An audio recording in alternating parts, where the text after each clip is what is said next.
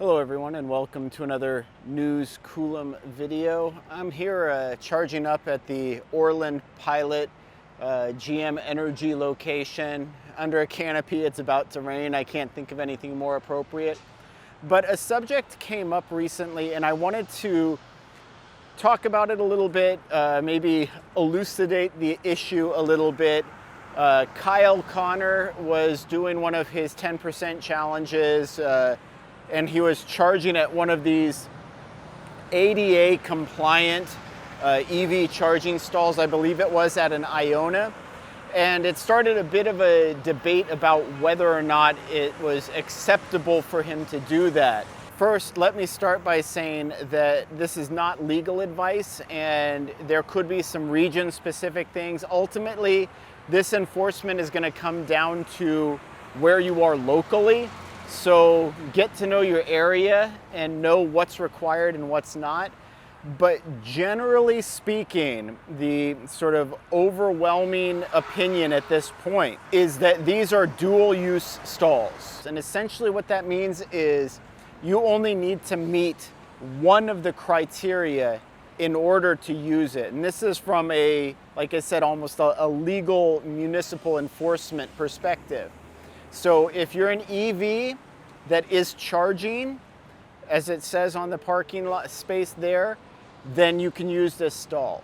If you are an ADA placard compliant vehicle with ADA access, you can use this stall. Only one of those two things needs to be true in order for it to be acceptable for you to use this stall. Now they do specifically say here to use last, and this is a courtesy issue. And I want to say that that also cuts both ways. So this is, in my mind, very similar to the charging stations we still see holdovers like Electrify America and others that have a single dispenser with a particular charging standard, say a CHAdeMO charger. If you are a CCS EV, you should not be using that CHAdeMO charger unless all of the other chargers are occupied.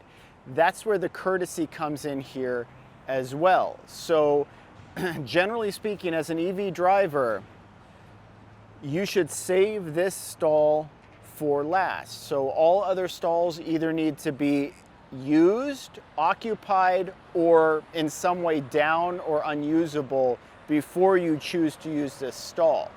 But I will say the same thing applies to ADA compliant vehicles. So say you're in an ADA vehicle or some sort of like a wheelchair access van, whatever the case may be, if you are not an EV, you should also save this ADA stall for last. There are other ADA stalls here, there are other access stalls here, and in many ways they're actually more convenient if you're going to use the facilities than this stall would be. So it cuts both ways. The only vehicles that should be looking at this as a primary use first, in my opinion, are vehicles that meet both of those criteria. It's very unlikely that someone pulls in here right now with ADA placards in an EV that needs to use this stall. But if they do, it needs to be open and available for them. But if you are in an EV and all of the other stalls are taken and your vehicle is not ADA access compliant or ADA access granted, right? However you want to look at it, you have your placards, you have your plates.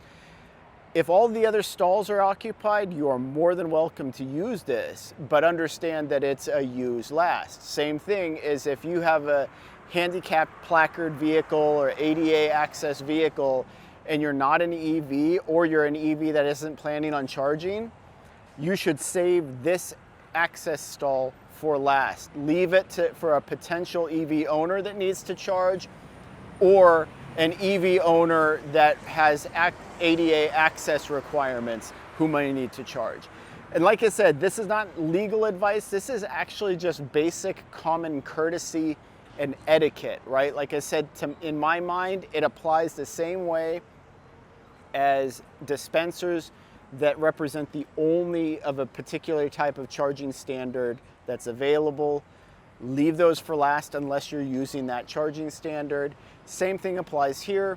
leave this stall for last unless you are an EV owner with ADA access, right? At that point, this should be your primary charging stall.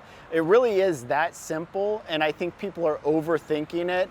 I think the biggest issue has come with overzealous parking enforcement officers who see EVs pulled in, plugged in, charging, but no handicap plates, no ADA placards or plates or anything of that nature.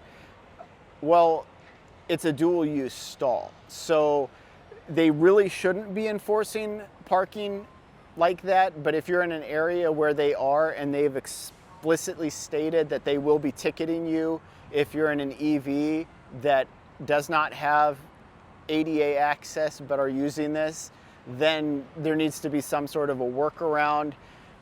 I wouldn't get a ticket over it, but I do feel like it's something that local parking enforcement needs to be informed of so they can do a better job of enforcing this. But like I said, to me, ultimately, it's a courtesy issue.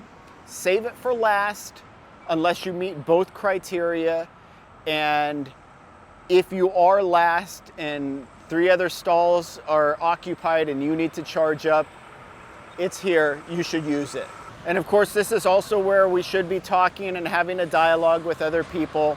If you're using this stall and someone with an ADA access EV arrives, then you should move to allow them access, especially if there's another stall open somewhere. Essentially what you would do at that point is, as another stall opens, you say, hey, look, I'll move to that one and you can take this one, and just do a quick switcheroo or whatever in order to basically make this site amenable and workable for everyone. But I just wanted to get that out there because, like I said, I saw a lot of discussions and a lot of talk about whether people should or shouldn't be using it. Like I said, I think it's a basic courtesy issue, but more to the point, if you don't meet both criteria, use this stall last.